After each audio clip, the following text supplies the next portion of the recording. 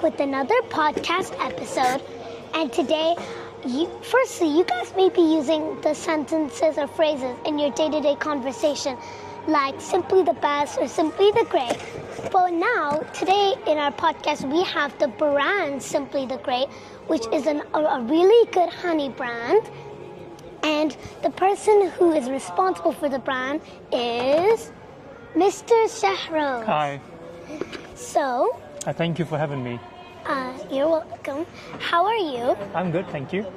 So can you first tell us a bit about your journey and how you started a honey business in the UAE?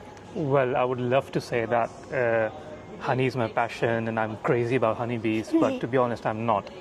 So I do use honey, and I've been using honey since I was a child, but it's not like something I was really passionate about or I wanted to work in. It's just pure out of luck, and by chance I got into this business. So you asked me how I got into this business, right? Mm-hmm. Basically, by profession, I'm an engineer. Oh, wow. So I help businesses perform better. So I was working on, I've been working all over UAE on different projects, like making big buildings and airports and new motorways and highways. Wow. But I got to a point in my life I just got bored and I wanted to do something different. So I was traveling through the mountains in northern Pakistan in the Himalayas, and I found a beekeeper, and I mean he was harvesting some really cool honey, some really rare honey high up in the mountains. So I spoke to him and I found out that the beekeepers or the farmers in a society, they are really underprivileged. They work the hardest, but the return they get is something, I mean, they struggled in life. So I just wanted and this is how this idea about Simply the Great came up, where we are connecting beekeepers to customers. Also, guys, I just want to thank you, Mr. Shehroze, for coming, because he came all the way from Al Quwain. Yeah. Thank you. It's a pleasure to be here, and I've been your subscriber and your viewer for such a long time. It's just amazing to be here and be doing this podcast. Okay, so what are some challenges that you faced in the industry? Well, where do I begin? So when I met this beekeeper in the Himalayas about 8 or 10 years ago, roughly about 9 years ago, so I came to know that they are really struggling with the business because they work all year round with the honeybees. They travel, they are out in the field, but at the end of the day, at the end of the season, what they get is like their honey. They are unable to sell directly to the consumers. So what they do is they end up selling that honey to wholesalers and distributors, and they don't get paid enough.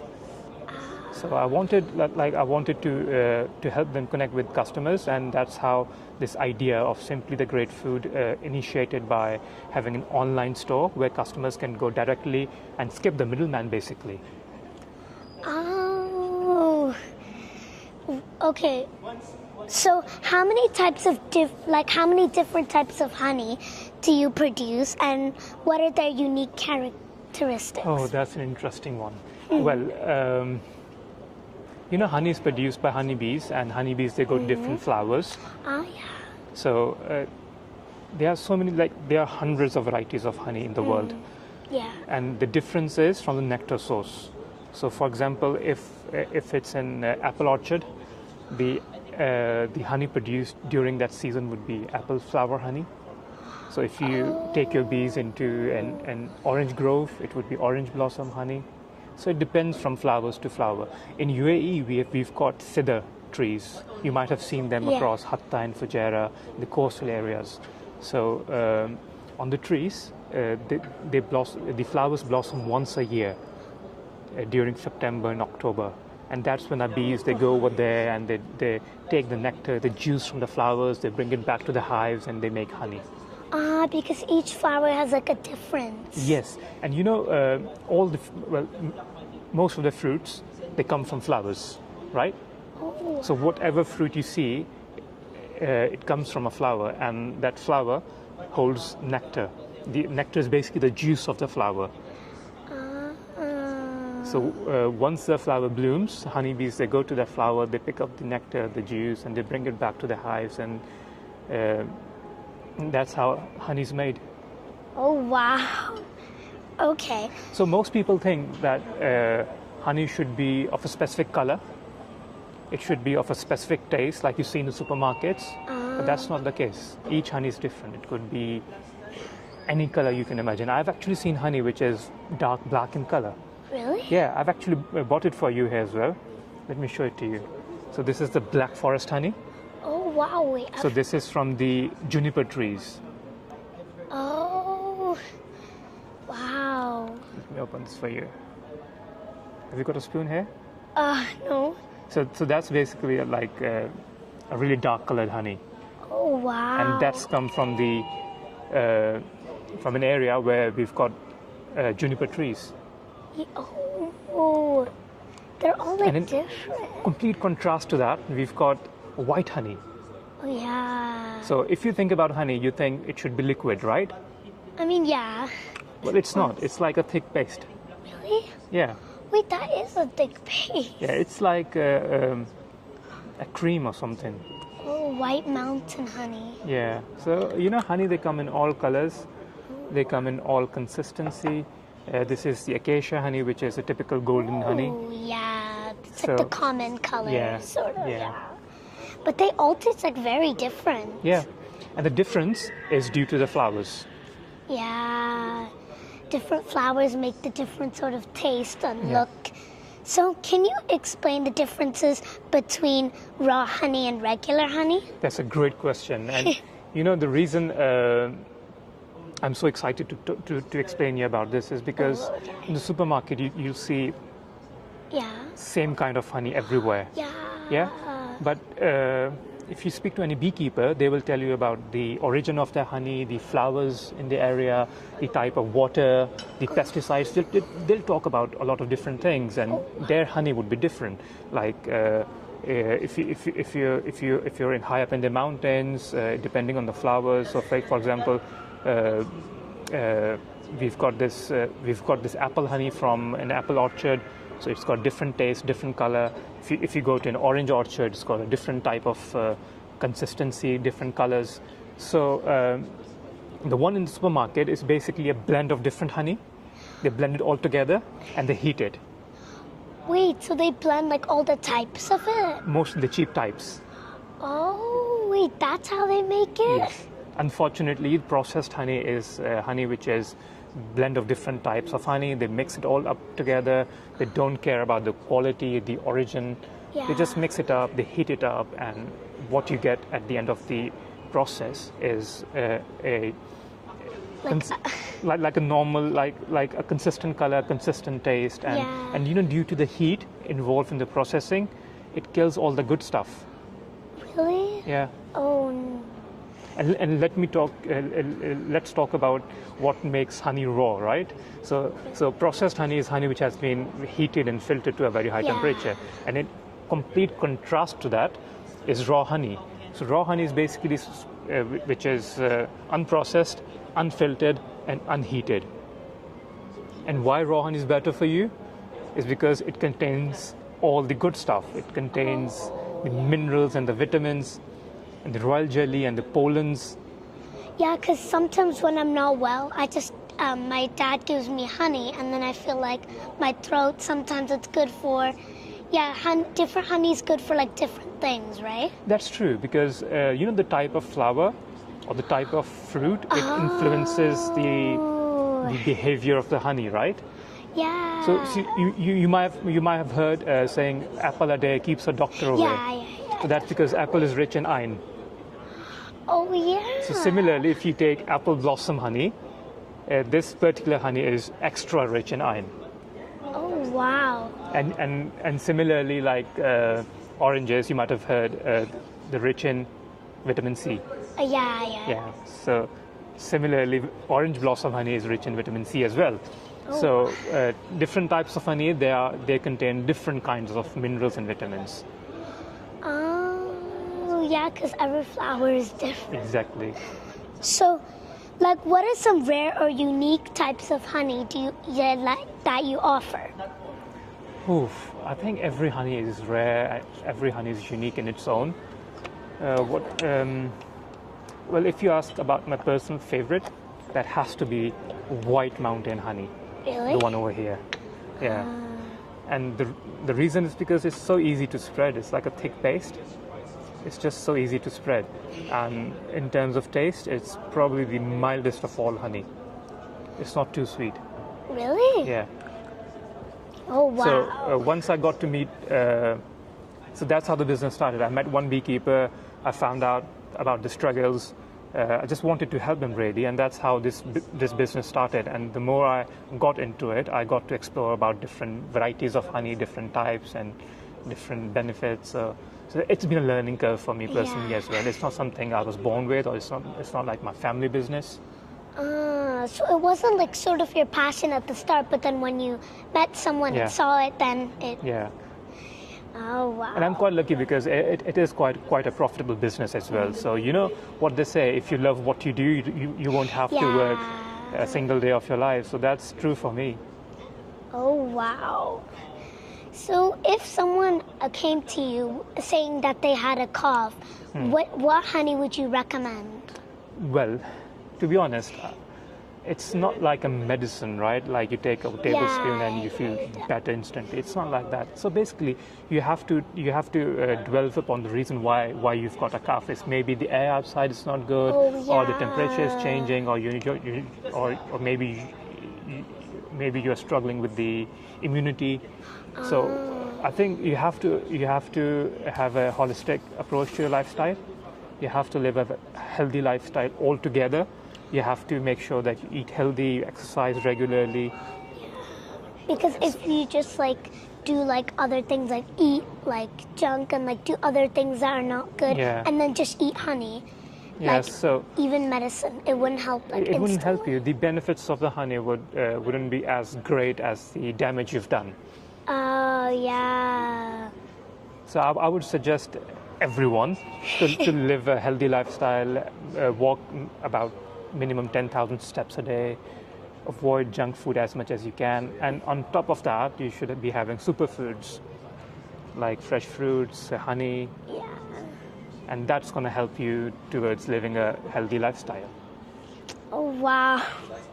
So I'm not like one of those people who say, all right, this honey is for cough, this honey is for I don't know what, but it's not like that. Oh, that's very interesting, guys.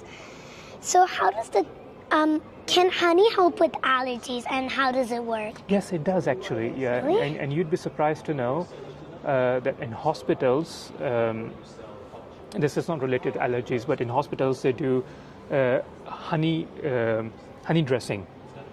What? And you know what that is? Yeah, you put like the honey On your wounds, and the it helps to heal the wounds, you know. And the reason for that is because honey is antibacterial and antifungal, so it doesn't allow the growth of bacteria or fungus. And it's got some really good enzymes. So as long as the honey is raw, it's got good enzymes that helps to interact with the good bacteria on your skin and speed up the healing process. So like if you put like a honey with like a salad or something, then it would work well because it's also healthy. Yeah. But if you put it with like a Kit Kat or something, or like a sweet treat, it wouldn't really work. Wouldn't really work, yeah. Yeah. And you know, naturally honey is antibacterial, it's antifungal, it's anti-inflammatory. What it does is like, you know, the inflammation in your throat or in your stomach or whatever, honey helps to soothe it down. So so like it can like soothe your throat but not like fully heal it. Yeah. So something like that. So are there like any benefits to using honey on your skin, like as skin care? Absolutely, yeah. Because you know, honey is really good as a moisturizer. Really? Yeah, it helps to moisturize your skin. It helps to remove all the bad bacteria because it's antibacterial, right? So it kills off the bad bacteria. Oh wow, I actually never knew that. Because our skin is exposed to the external elements like heat, dust, you know, the free radicals. So what honey does is it helps repair the damage. I actually never knew you could use honey on your skin. I thought it was for like, eating. No, I mean, yes, you can. You can do the honey masking, and Really? and the next day you're gonna wake up with a shiny glow on your face. Many people actually do it. I've never tried it personally. Yeah. Well, like, what's the best way to use honey for maximal health benefits? Oh, well, when I was a kid, I used to have honey once in a while, like a tablespoon a day. Oh, yeah. But then I used to eat a lot of sugars. I used to have a lot of candies and you know. But I think the best way to use honey is to replace all your processed sugars with honey. To be honest, because we do need sweetness. We do crave that sweet tooth every now and then. So instead of having a bar of chocolate, you rather have like a tablespoon of honey, or you can mix it with. You can create so many delicious recipes out of honey. Yeah, sometimes I eat pancakes with honey. Yeah. So that's like the good sugars, right? Yeah. Because white sugar, without being too technical about this, white sugar is sucrose, so that's the bad stuff. That's what causes diabetes. Oh. So honey contains sugar as well, but it's the good sugars like glucose and fructose and maltose and dextrose. So honey is sweet, yes, but the kind of sugar is not as harmful as white processed sugar. So it's kind of like healthy. Yeah. Yeah, it's like interesting to think honey is like, it's like kind of healthy because it's like so good. Mm-hmm. Like I could sometimes barely believe that it's like nearly healthy, like kind of healthy. So can honey be consumed by diabetic people or patients who are suffering from sugar? Well, I'm not qualified to give a medical advice, Okay. but through my experience and through reading lots of medical journals online and talking to diabetic people and diabetic doctors, not diabetic doctors, people who diagnose diabetics. Yeah. So basically, the main issue is that for diabetics, it's not the spike in your sugar levels that's dangerous, it's the low sugar that's more dangerous for diabetics. Because once your sugar goes down, your brain may go into a state of coma. So that's much more harmful than having a high blood sugar level. So what they normally do is, diabetic people, they keep like some toffee or a sugar candy in their pocket. So in case the sugar goes down, they can just use it. So rather than using processed sugars, it's much more healthier for them to use honey as an alternate for... Sort of like a sugar. Yeah. Alternate sugar. Yeah. So that's one thing. So if your sugar goes down, for diabetic people, if your sugar goes down, have a small tablespoon of honey. And secondly, we all need sugar. Our brain needs sugar to perform, right? Mm-hmm. So sugar is the main fuel for our body. So we need sugar, no matter how diabetic you get. You do need sugar to perform your daily activities. For that sugar, it should come through natural sources rather than the artificial or processed sources. Yeah. Because some people think that if they think sugar is really bad for them, so then they stop eating it altogether. Yeah, that's not right. Yeah. Because sugar is everywhere. So if you're nibbling on an apple, it's sweet, right? Mm-hmm. So that means it contains sugar. But it's the healthy sugar that matters. Like honey has a healthy sugar. So the sugar we find in the supermarket or the one in the chocolates or cakes is basically sort of bad sugar. So it's bad sugar because most of the sugar comes from sugarcane juice, right? The sugarcane juice is then heated and processed, and it's added with lots of chemicals, and so that's really unhealthy. Oh. So how do you ensure the quality and purity of your honey? So this is one thing that I've worked really hard on from day one. We need to make sure that we are working with the right kind of people. So first of all, we've got a set list of criteria for people to join us, for the beekeepers to join us, and for that we train them. We give them the tools and the equipment and the beekeeping suits and the beehives and everything. So we actually train them for quite a long time for them to be able to harvest the high quality. So once they reach a certain standard, they join us. They join us company. They join our company, and they start working with us. So that's the first stage of scrutiny, I would say. The second is we've got labs. We've got in-house labs where each honey that is harvested from the hive, it goes back to our lab and gets tested for all the bad stuff, which is mostly like sucrose or the HMF levels and the pollen analysis. So we make sure that the honey is top notch, top quality. It's good. Yeah, and then the third layer I would say is by the municipality, the government here, the local government. So what they do is every now and then, the lab food inspectors, they walk into a factory, into a warehouse. They take some samples, some random samples. They won't tell us what they're taking, and they just take it into the labs and they share with us the lab reports. Oh, yeah. So we've got, ultimately, I mean, as a consumer, we have to understand that, there are so many fake tests about checking the purity of honey online. So it's like you drop into the water or you burn it, and that's all crap.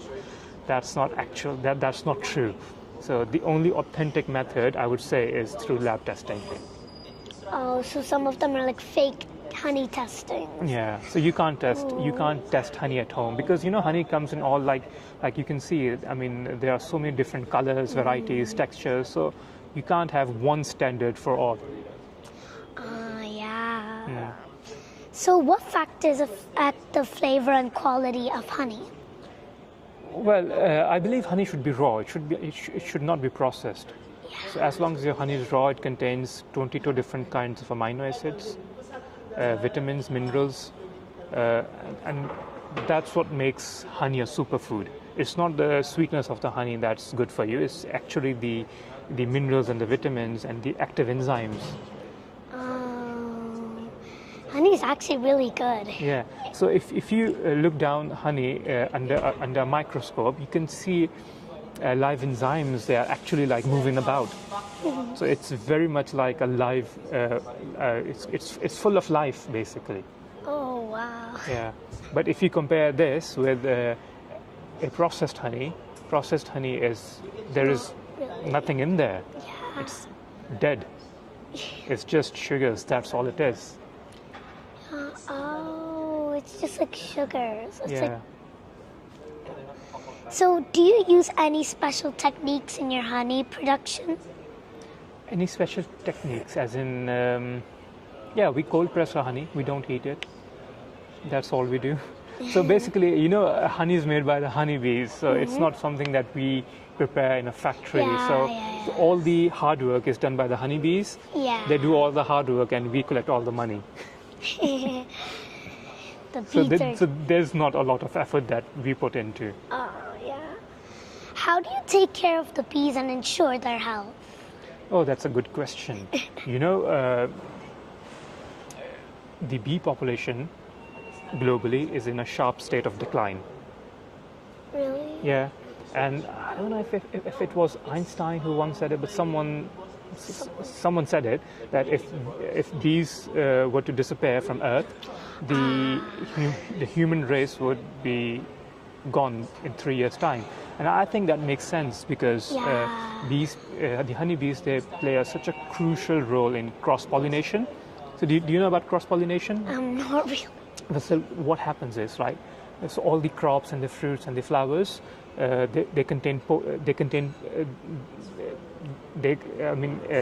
have to cross-pollinate, like the pollens, they mix and match together, so there's a male and a female and they come together and they produce more flowers.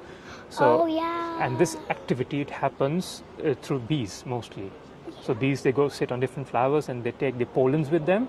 So the pollen from one flower will go into a pollen of a different flower through the bee, and so that's how the life cycle of a flower develops, right? So that's how we get the fruits and the crops and everything. So if there's no bees, so the cross-pollination or the migration of pollen from one flower, from one field to a different field, it just stops. Because flowers and trees give you the oxygen. Exactly. So flowering trees are actually good for the humans as well. Yeah, so if we've got like no fruits, we've got no crops, we won't be able to eat, and we just disappear.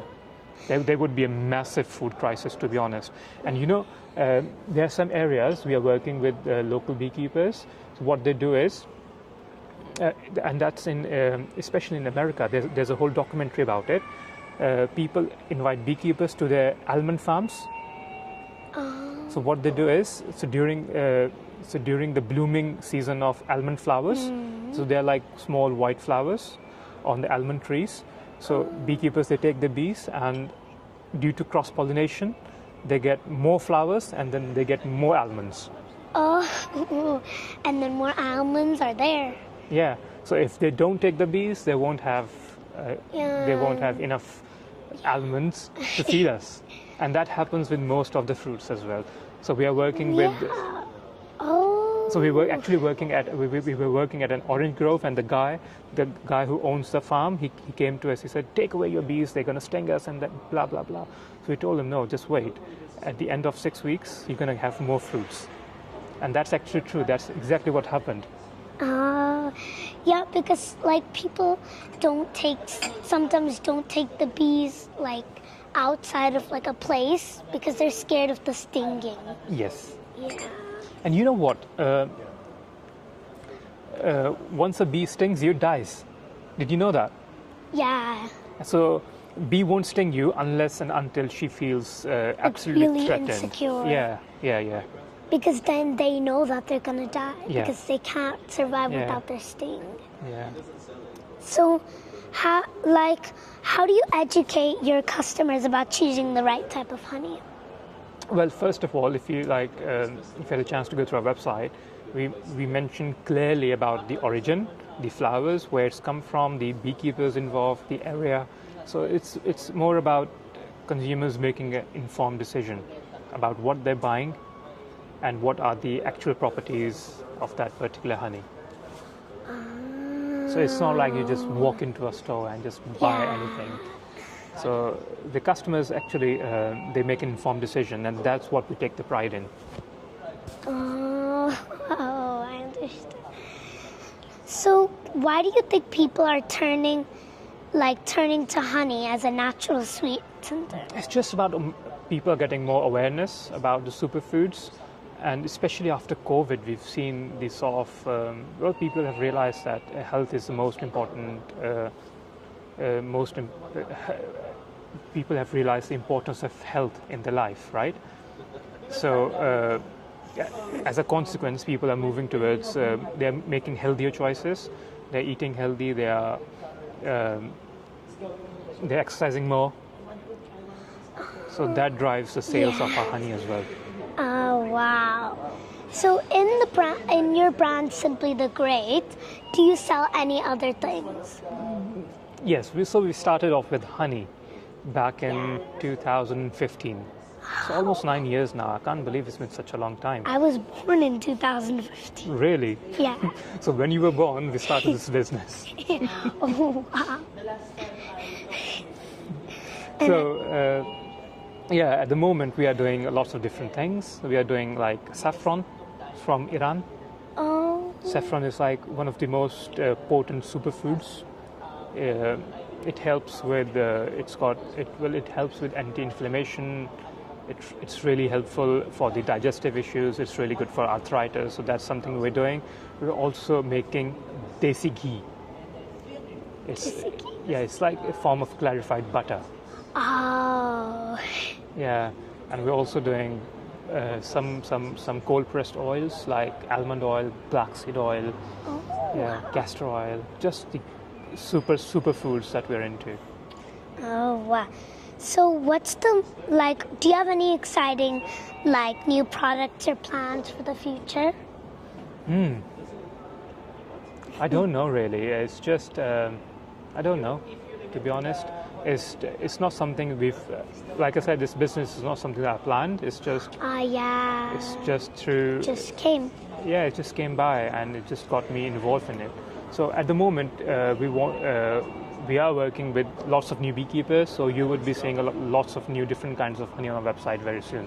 Oh yeah, because every beekeeper will have like their own idea or honey. Yeah.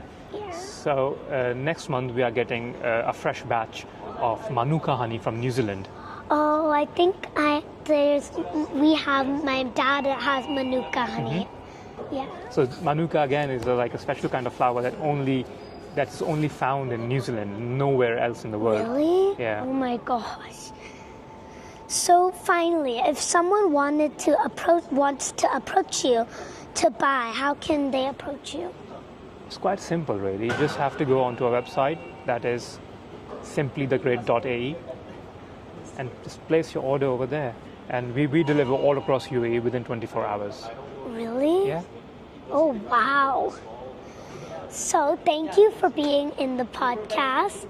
Thank you for having me. It's been lovely talking to you, and it's been amazing. I mean, I just can't believe that you've got such a high interest in honey. Yeah, I like honey. It's so And not good. many people know about like different kinds of honey. People just generally think that honey is honey. I've learned a lot about honey in this podcast. So I really enjoyed. So everyone, please like and subscribe. Bye.